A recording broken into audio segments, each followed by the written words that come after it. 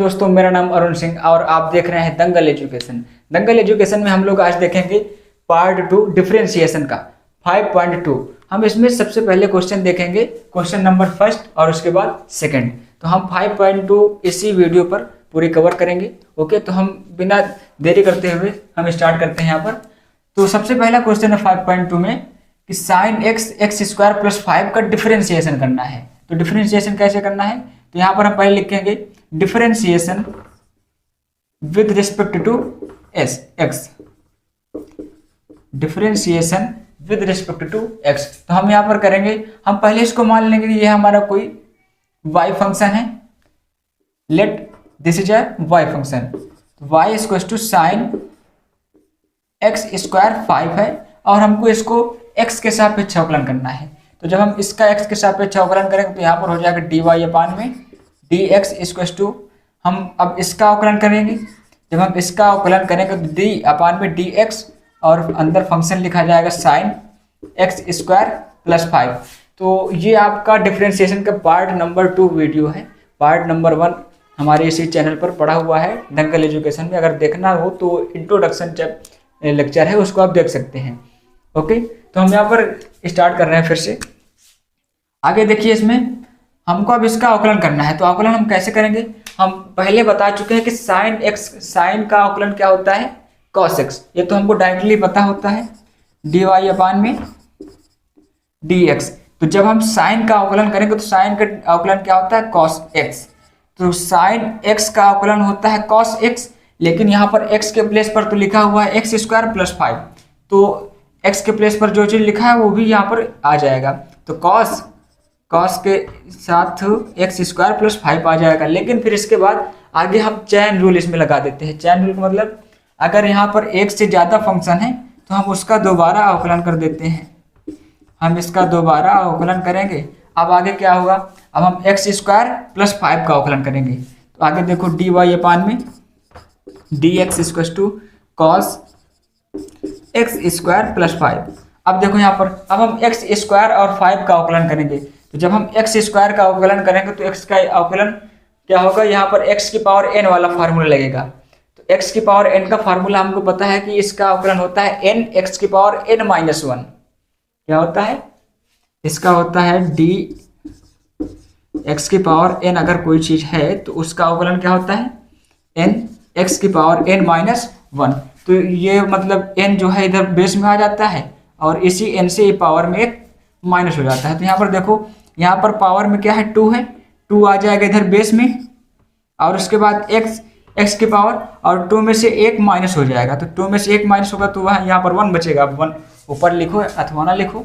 और उसके बाद हम पहले बता चुके हैं कि अगर कोई कांस्टेंट नंबर है तो कांस्टेंट नंबर का हमेशा डिफरेंशिएशन 0 होता है। तो 5 का डिफरेंशिएशन क्या होगा, 0 होगा।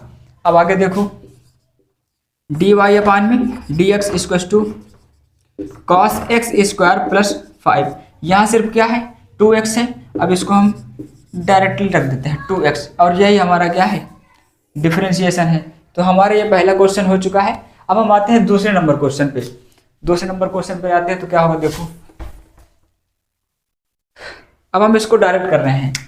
इसमें भी आगे लिख सकते हो differentiation with respect to x, differentiation with respect to x. अब यहाँ पर क्या होगा, तो इसका हम डायरेक्टली अब क्या कर रहे हैं, डिफरेंशिएशन कर रहे हैं एक्स के सापेक्ष। यहाँ पर लिखेंगे कॉस साइन एक्स।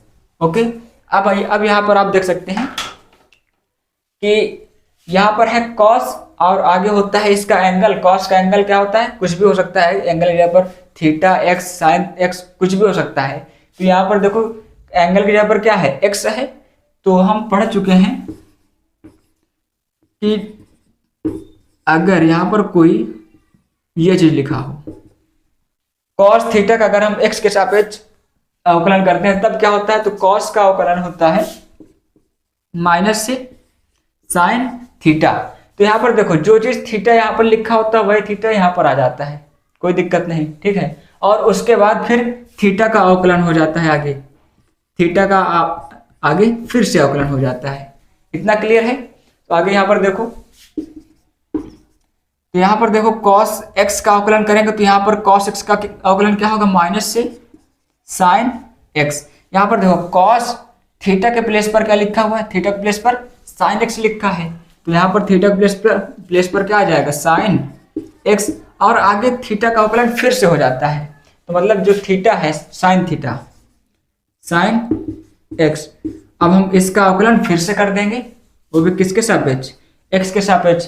अब आगे और ये भी देखो, थीटा का तो होता है, लेकिन यहाँ पर जो x है, x का तो दोबारा अवकलन आगे फिर से हो जाएगा, तो x का अवकलन होगा तो dx अपान में dx हो जाएगा। अब ये कैसे आ रहा है, ये बाय चैन रूल है, तो आपको अगर पता होगा तो कोई दिक्कत नहीं, बाय चैन रूल। इतना क्लियर है। अब आगे देखो, माइनस से साइन कोष्टक में साइन एक्स, और यहाँ पर आगे देखो साइन एक्स का अवकलन हमने फिर से किया, तो साइन एक्स का अवकलन क्या होगा, कॉस एक्स, साइन एक्स का अवकलन कॉस एक्स हो जाएगा, और dx अपान में dx, इसका मान 1 होगा। अब 1 लिखो अथवा ना लिखो, यही हमारा फाइनल आंसर होगा, माइनस से साइन एक्स इंटू में कॉस एक्स। तो ये हमारे दोनों क्वेश्चन हो गए हैं। अब हम आते हैं नंबर 3 क्वेश्चन पे। इतना क्लियर है? अगर इतना क्लियर है तो आप इसका स्क्रीनशॉट ले लीजिए। और अब हम आते हैं तीसरे नंबर क्वेश्चन पे।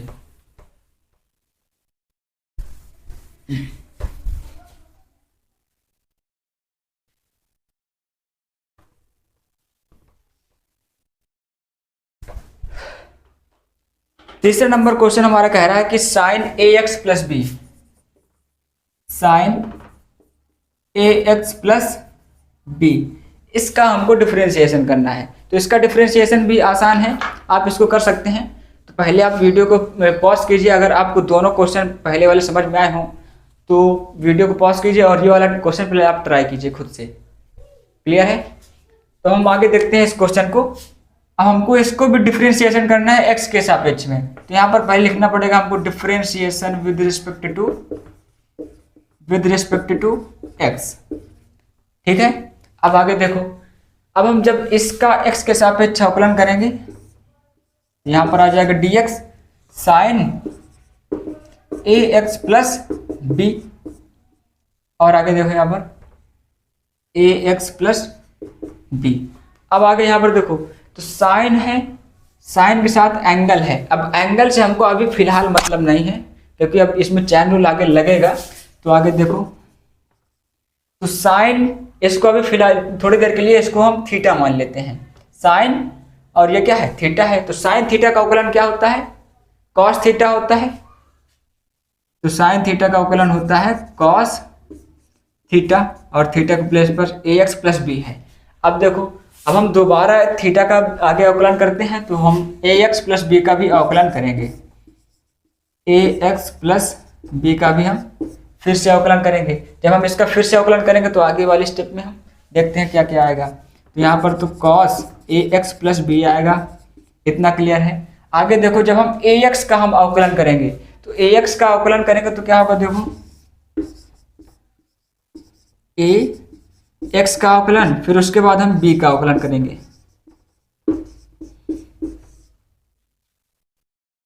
तो यहाँ पर तो cos ए एक्स प्लस बी ही आएगा। लेकिन अब आगे यहाँ पर देखो, यहाँ पर अब चीज समझने वाली बात है। तो यहाँ पर a के साथ x है और हम x के सापेक्ष ही अवकलन कर रहे हैं। तो जब x के सापेक्ष हम अवकलन करते हैं और इसी का कोई एक मल्टीपल लिखा होता है, गुणांक लिखा होता है, तो वो गुणांक चुपचाप उठ के बाहर आ जाता है। ठीक है? और x का हम अवकलन कर देते हैं आगे। ठीक है? तो यहाँ पर a क्या होगा, बाहर आ जाएगा, और उसके बाद dx अपान में dx हो जाएगा प्लस। अब देखो यहाँ पर हम कर रहे हैं x के सापेक्ष अवकलन, लेकिन ऊपर क्या है, b है, तो x के लिए b क्या हो जाएगा, कांस्टेंट हो जाएगा। ठीक है? तो x के लिए जब b कांस्टेंट होगा तो हमको पता है कि कांस्टेंट नंबर का डिफरेंशिएशन हमेशा 0 होता है, तो इसका डिफरेंशिएशन क्या हो जाएगा, 0 हो जाएगा। और dx अपान में dx, इसकी वैल्यू 1 होती है, cos ए एक्स प्लस बी, और इसकी वैल्यू 1 हो गई, यहाँ बचा सिर्फ a को इधर लिख दो। इतना क्लियर है? ये हमारे तीसरे नंबर का आंसर हो गया। ठीक है? अब हम आते हैं चौथे नंबर क्वेश्चन पे। चौथा नंबर क्वेश्चन क्या कह रहा है, इसको देखते हैं।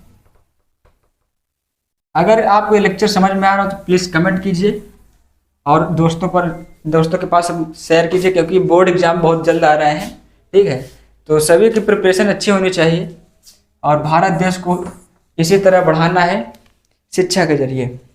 तो हमारे पास अगला क्वेश्चन है सेक tan और रूट एक्स।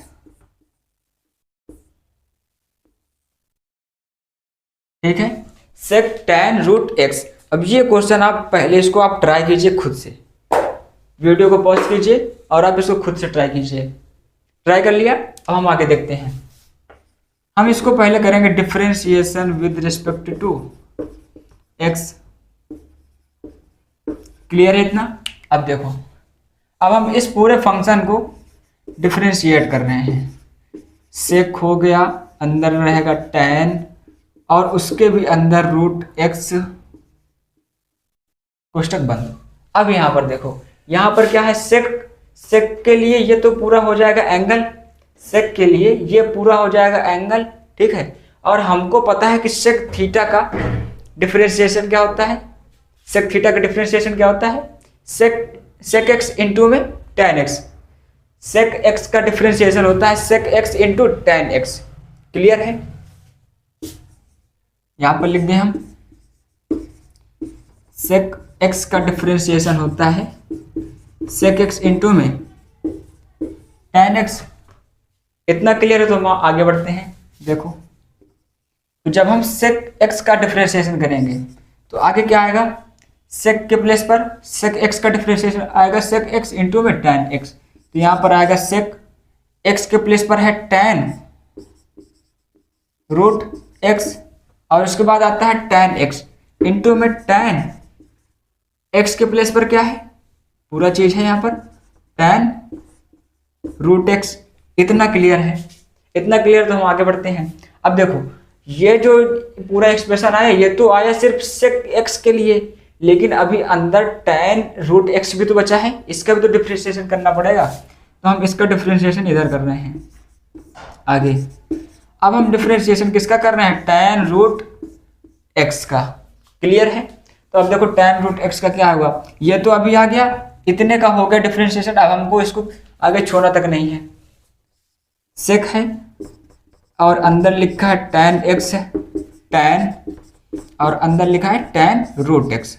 इतना क्लियर है? अब देखो tan रूट एक्स का डिफरेंशिएशन क्या होता है, सिर्फ बताओ tan एक्स का डिफरेंशिएशन ये क्या होता है, इसका डिफरेंशिएशन बताओ।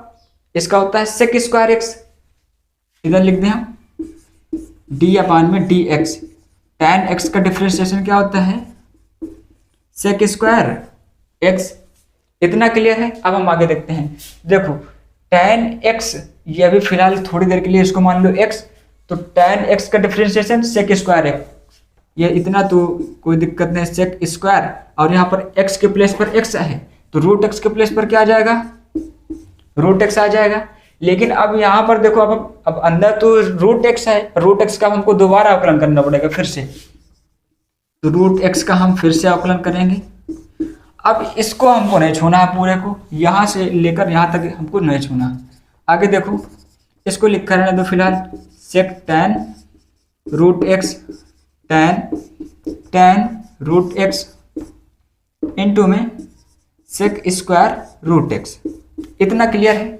अब यहाँ पर देखो, रूट एक्स का हमको डिफरेंशिएशन करना है। अब ये कैसे हम लोग करेंगे, है ना? तो इसका आप तो फिलहाल याद रखिए कि इस रूट एक्स का डिफरेंशिएशन होता है 1 अपान में 2 रूट एक्स। इसका डिफरेंशिएशन क्या होता है, 1 अपान में 2 रूट एक्स। हम इसका एक एग्जाम्पल अभी आगे बता देंगे। तो यहाँ पर अभी फिलहाल इसको याद रखिए, डी अपान में डी एक्स, रूट एक्स का अवकलन क्या होता है 1 अपान में 2 रूट एक्स, 1 अपान में 2 रूट एक्स। इतना क्लियर है? तो इसका डिफरेंशिएशन क्या होता है 1 अपान में 2 रूट एक्स, ठीक है। और यही हमारा क्या हो जाएगा, आंसर हो जाएगा। इतना क्लियर है? ठीक है, तो ये हमारा चौथे का आंसर हो गया। हम समझ रहे हैं कि आपको अभी ये नहीं समझ में आया कि रूट एक्स का अवकलन क्या होता है। हम इसको अगले वाले क्वेश्चन में हम बता देंगे तुरंत।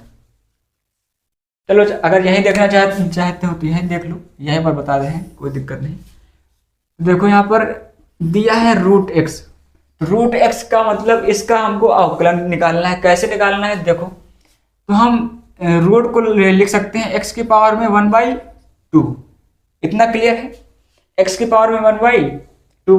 अब ये बन गया कुछ एक्स की पावर एन वाला फार्मूला। तो यहाँ पर एक्स की पावर एन का मतलब अगर हम इसका डिफरेंशिएशन कर दें तो एक्स की पावर में 1/2। अब एक्स की पावर एन में क्या होता है कि जो पावर होती है वो आ जाती है बेस में, तो इसका मतलब यहाँ पर 1/2 आ जाएगा बेस में, और x की पावर में 1/2 से 1 माइनस हो जाएगा। 1/2 से जब 1 माइनस होगा तब क्या होगा, 1/2 तो ऑलरेडी बना रहेगा, 1/2 से जब 1 माइनस होगा तो यहाँ पर माइनस के 1/2 बचेगा, x की पावर में माइनस का 1/2। अब माइनस को हटाने के लिए ये जो x है ये अब आ जाएगा नीचे, ये अब आ जाएगा नीचे x की पावर में 1/2। अब 1/2 का मतलब पता है हमको कि रूट x होता है, ये देखो आ गया 1/2 रूट x, यही हमने यहाँ पर लिखा है, इतना क्लियर है। अब हम आ जाते हैं 5वें नंबर क्वेश्चन पे। 5वां नंबर क्वेश्चन देखते हैं क्या होता है।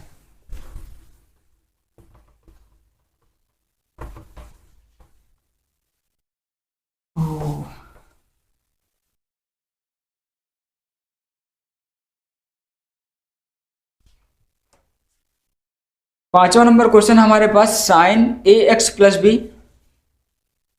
पांचवा नंबर क्वेश्चन है हमारे पास साइन ए एक्स प्लस बी और नीचे है कॉस सी एक्स प्लस डी।